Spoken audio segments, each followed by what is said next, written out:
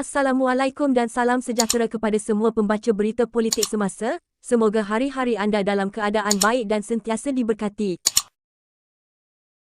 Bekas Ahli Parlimen UMNO Nazri Aziz mempersoalkan pemimpin PN sama ada mereka berlaku adil atau tidak berkenaan peruntukan untuk wakil rakyat pembangkang ketika mereka ditampuk kerajaan. Ia selepas beberapa ahli parlimen PN mahu kerajaan bersikap adil dengan menyalurkan peruntukan sama rata terhadap semua ahli parlimen. Kita tanya mereka balik, masa memerintah dulu mereka ada sebut tak hal ini? Adakah mereka terbuka hati untuk beri peruntukan sama rata kepada ahli parlimen pembangkang ketika itu? Tak ada. Janganlah bila kena baru nak cakap banyak, katanya kepada Malaysia Kini. Bekas ahli parlimen Padang Rengas itu diminta mengulas kenyataan ahli parlimen Arau dari PN, Syahidan Kasim yang mendakwa kerajaan bersikap tidak adil kerana tidak memberi peruntukan kepada ahli parlimen pembangkang. Sebelum itu, ahli parlimen Jerantuk dari Pasairing Nizam Irudin juga menggesa kerajaan agar memberi peruntukan sama rata kepada semua kawasan parlimen. Mengulas lanjut, Nazri berkata ia tidak bermakna kerajaan langsung tidak akan memberi peruntukan untuk kawasan parlimen di bawah pembangkang. Dia berkata ahli parlimen pembangkang boleh menulis surat kepada Perdana Menteri untuk memohon peruntukan dan Perdana Menteri akan menilai jika apa-apa projek yang ingin dilaksanakan ahli parlimen itu perlu atau tidak. Katanya lagi, ia antara lain untuk memastikan sebarang dana kerajaan yang disalurkan kepada ahli parlimen pembangkang tidak akan disalahgunakan untuk tujuan politik.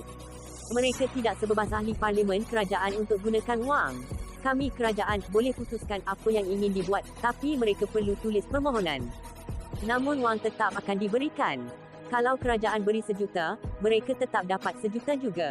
Cuma kita nak pastikan perbelanjaan itu tidak beri kelebihan politik kepada mereka, sampai kita tahu apa yang dibelanjakan. Kita perlu berhati-hati, mereka mungkin guna dana untuk tujuan politik, katanya lagi. Nazri berkata proses permohonan dana itu juga salah satu cara kerajaan untuk menarik pihak pembangkang untuk berbincang. Tanpa proses itu, katanya, kerajaan tidak dapat membawa pembangkang ke meja perundingan. Dia menjadikan perjanjian persefahaman MOU antara PH dengan kerajaan pimpinan Ismail Sabri Yaakob pada 2021 sebagai contoh. Jadi pada saya, jawapannya adalah tidak. Kita tak perlu sama rata antara ahli parlimen kerajaan dan pembangkang. Malah mereka begitu degil sekarang. Bukan nak berbaik, tapi nak berlawan.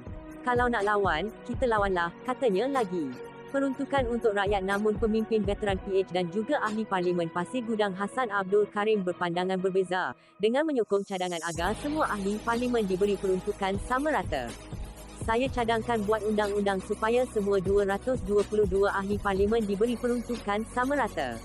Peruntukan kepada setiap ahli parlimen daripada kerajaan adalah untuk rakyat kawasan parlimen. Rakyat telah pilih ahli parlimen tersebut sebagai wakil mereka, jadi jangan zalimi rakyat yang pilih pembangkang. Langkah ini juga satu bentuk reformasi institusi parlimen. Tak perlu lagi ada MOU lagi untuk ahli parlimen pembangkang untuk dapat peruntukan dari kerajaan. Peruntukan sama rata itu dapat mewujudkan suasana puas hati dan adil di kalangan rakyat. Politik yang melampau akan berkurang, katanya dalam kenyataan kepada Malaysia Kini.